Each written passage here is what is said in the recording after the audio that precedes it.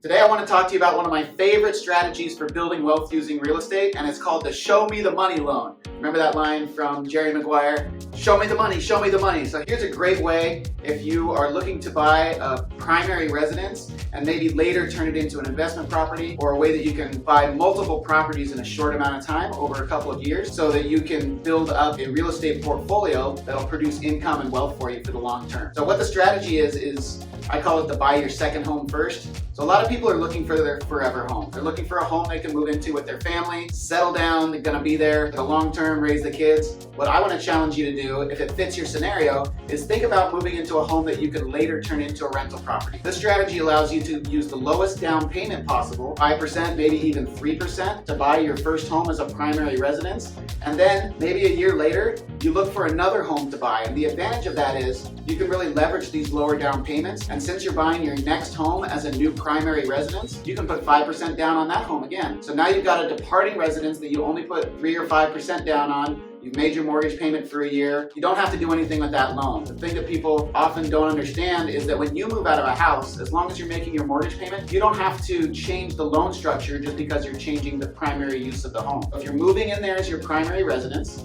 putting that low down payment, you live there for a year, and then you can move on and do the same thing over and over again. That way you don't have to buy properties as investment properties. If you're making it your primary residence, then you can use those low down payments. The alternative is if you're living in a primary residence and you want to buy an investment property, you'll typically need 20% down. If you have the flexibility to move around a little bit, you're not tied to kids in school in a certain area, or you have the ability to move to another home, then think about buying your next home with only 5% down by making it your primary residence. So that's your tip for the day on how to start building wealth with real estate. Thanks a lot.